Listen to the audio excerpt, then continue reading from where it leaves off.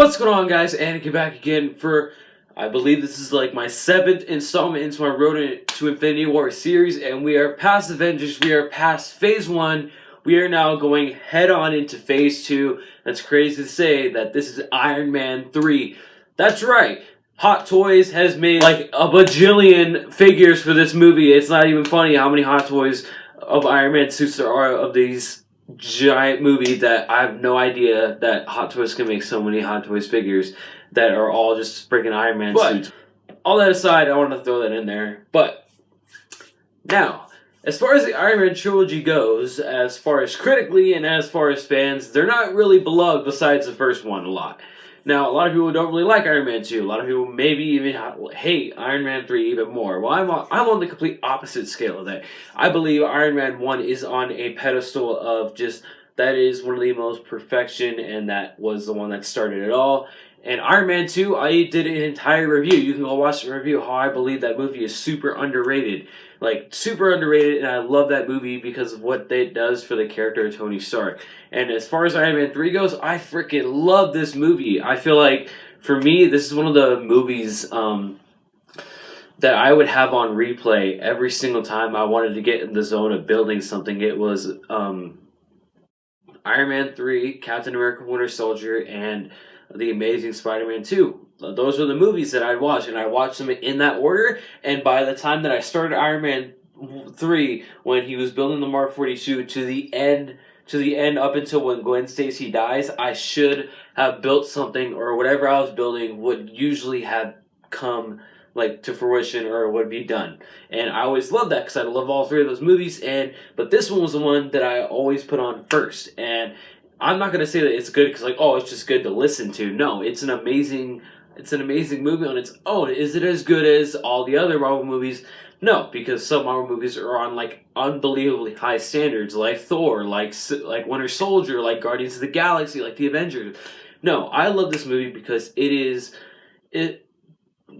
Iron Man 2 really destructed the character Tony Stark. This really kind of destructed more or less what it is an Iron Man movie should be. I think when I was talking about my dad about it today, he put it best. Like, this movie is, you know how you switch from different writers and artists for every comic book? This really is, it seems like this is a different Iron Man story, but it wasn't done by Jon Favreau, it was done by Shane Black.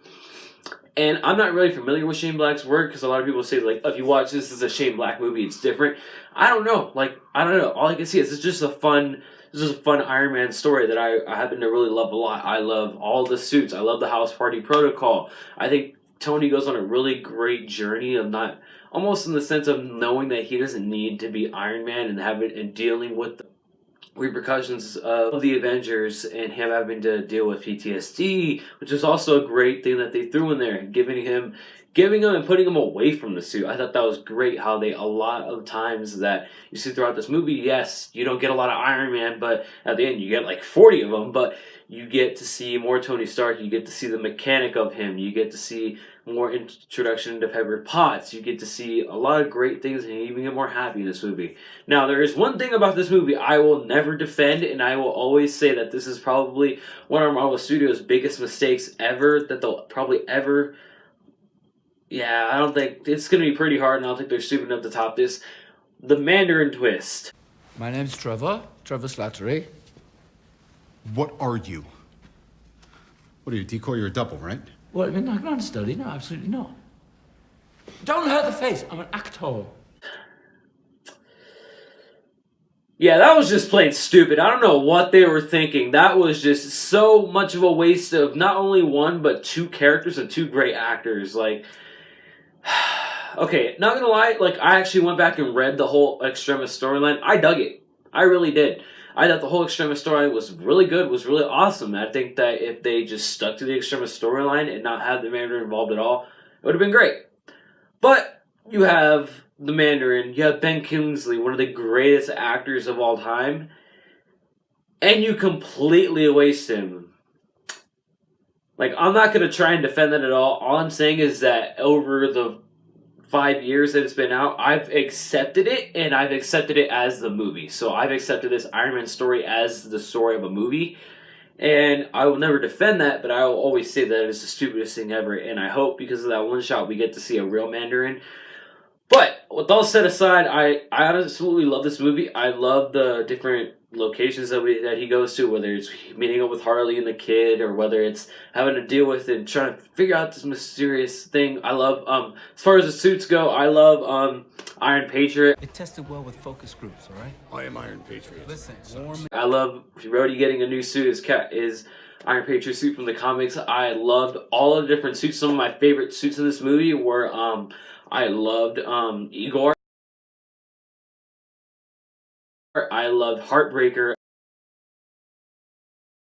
I loved, what's another one? I love the Silver Centurion. And I remember those three were the ones that I was like, oh, dude, those are so freaking cool. And the Mark 42 is all as well. I really love this movie. Like, I don't know why people harp on it. Yes, just because of that one Mandarin twist that's really bad. Like, the movie still flows. Like, you still have awesome action sequences where it's either just Tony Stark or it's Iron Man, where the whole house party protocol at the end, whether it's him and the house is getting destroyed, or whether it's just him fighting off all the guys with just a gauntlet and a boot. Like, so great. I love this movie. Like, I don't get why a lot of people give him crap for it. Oh, you can't forget it. Max shows up in this movie. I do have to show you. Boom! If you get that reference, you are freaking awesome. All right, I'll see you guys next time. Are those Yeah.